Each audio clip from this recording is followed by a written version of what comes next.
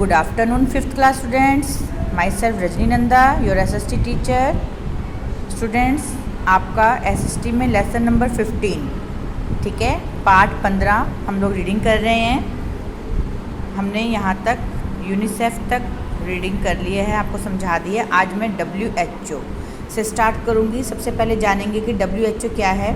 इसकी full form होती है स्टूडेंट्स वर्ल्ड हेल्थ ऑर्गेनाइजेशंस, ठीक है, विश्व स्वास्थ्य संगठन। WHO का आपने नाम सुना होगा कई बार।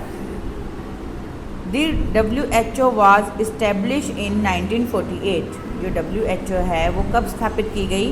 1948 में। It's headquarters is in Geneva, Switzerland. इसका हेडक्वार्टर, मुख्य जो ऑफिस है वो कहाँ पर है? जिनेवा में, स्विट्ज़रलैंड के अंदर जिनेवा है, जगह का नाम है, वहाँ पर इसका हेडक्वार्टर है WHO का। It aims to improve the health services by avoiding the spread of the diseases.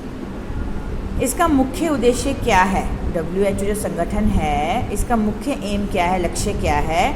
Improve करना स्वास्थ्य सेवाओं को, bye avoiding the spread of diseases, कि बीमारियां ना फैलें, उससे बीमारियों से बचाव के लिए स्वास्थ्य सेवाएं प्रोवाइड कराती हैं, ये उनको इम्प्रूव करती हैं।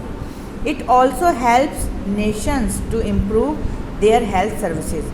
और ये क्या मदद करती हैं? राष्ट्र की मदद करती हैं इम्प्रूव करने में हेल्थ सर्विसेज को। The WHO establishes standard in a variety of fields such as food, biological and pharmaceutical goods, diagnostic procedures and environmental health protection। अब जो ये WHO है ये कई क्षेत्रों में, कई फील्ड में इस्टेब्लिश की गई हैं। वो कौन कौन से फील्ड हैं, कहाँ पर ये काम करती हैं, हमें क्या क्या प्रोवाइड कराती हैं? Such as a food, biological and pharmaceutical goods, मतलब जो भी हमारी जैविक और दवाइयाँ वगैरह होती हैं उनमें। डायग्नोस्टिक प्रोसीजर्स होते हैं, जो निदान प्रक्रिया, मतलब आप कुछ भी कोई हमें, जैसे अब आजकल कोरोना वैक्सीन चल रही हैं, आप जानते हैं कोरोना वैक्सीन ये WHO के द्वारा प्रमाणित हैं, इनको सर्टिफिकेट मिल जाता है कि ये इशू की जाती हैं। तभी अगर WHO प्रमाणित नहीं करेगा, उसको ये कोई चीज़ सही नहीं लगती है तो वो उसको बैन कर देते हैं कि ये पब्लिश नहीं होंगी, ये प्रमाणित कर देंगे कि हमारी तरफ से ये सही नहीं है, ठीक है।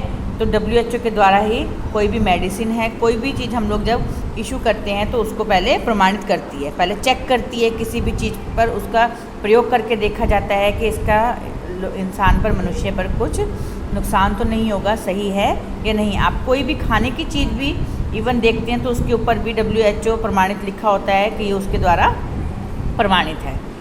तो इन्हीं चीज़ के बारे में वो एंड एनवायरमेंटल हेल्थ प्रोटेक्शन, और एनवायरमेंटल हेल्थ की प्रोटेक्शन भी करती है। अब हम लोग रहते हैं तो हमें ताज़ी हवा, पानी, फ्रेश एयर चाहिए, तो उसके लिए क्या करना चाहिए? पेड़ लगाने चाहिए। तो इसके ऊपर भी WHO द्वारा काम किया जाता है। The WHO has about 165 members. WHO के पास 165 मेंबर्स हैं, लगभग कितने? 165 मेंबर्स हैं। मेंबर्स का मतलब लोगों से नहीं है बच्चों, यहाँ पर कंट्रीज से है। ये WHO के अंदर कम से कम 165 कंट्रीज़ जुड़ी हुई हैं। उनमें से India is one of them, उनमें से इंडिया एक है। Its principal organs are the World Health Assembly. और इनके प्रिंसिपल ऑर्गन क्या है? मुख्य अंग। इनके मुख्य अंग कौन कौन से हैं? The World Health assembly, the executive board and secretariat, ठीक है। विश्व स्वास्थ्य असेंबली आप संगठन कह सकते हैं, संघ कह सकते हैं, और एग्जीक्यूटिव बोर्ड और सचिवालय। Some slogans of the WHO are. अब इसी के लिए WHO के लिए कुछ स्लोगन्स को, नारे भी बनाए गए हैं, जैसे कि हेल्थ इज़ कॉमनवेल्थ, स्वास्थ्य ही हमारा वास्तविक धन है। Health for all and all for health, स्वास्थ्य सबके लिए और सबके लिए स्वास्थ्य। ये कुछ दो स्लोगन हैं WHO के द्वारा जो जारी किए गए हैं, उनके लिए कहा जाते हैं। अभी हमने पढ़ा WHO के बारे में। अब नेक्स्ट है UNESCO.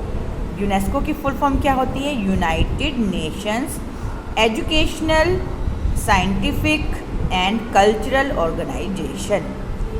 United Nations Educational, Scientific and Cultural organisation.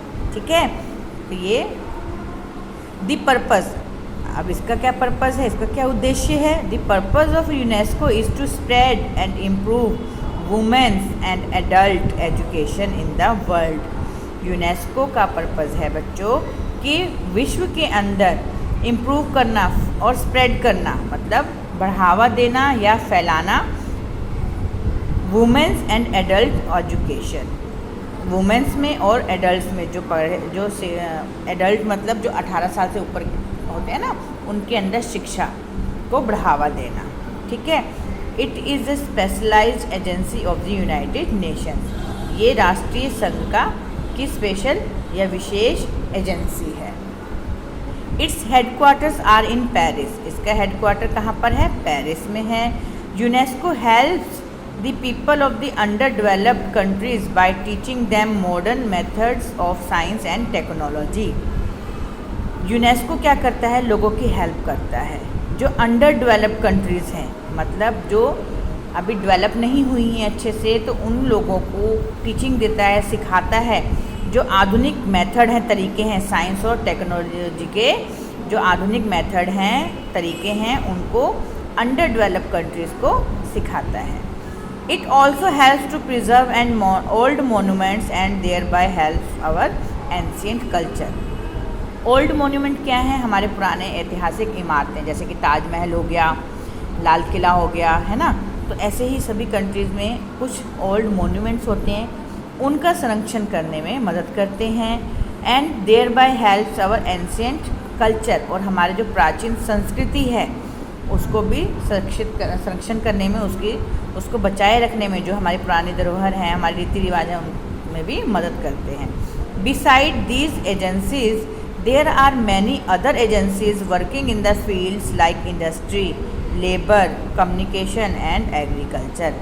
इन एजेंसियों के अलावा कुछ और एजेंसीज भी हैं जो कि काम कर रही हैं कई फील्ड्स में, जैसे कि industry, labour, communication and agriculture, मतलब उद्योग धंधों में, लेबर में, कम्युनिकेशन मतलब संचार में, ठीक है, या फिर खेती बाड़ी, कृषि से रिलेटेड फील्ड्स में काम कर रही हैं। आज हम इतना ही पढ़ेंगे, तो इसे आप ध्यान से समझेंगे, ठीक है, और इसको एक बार रीड ज़रूर करिएगा। Okay, thank you.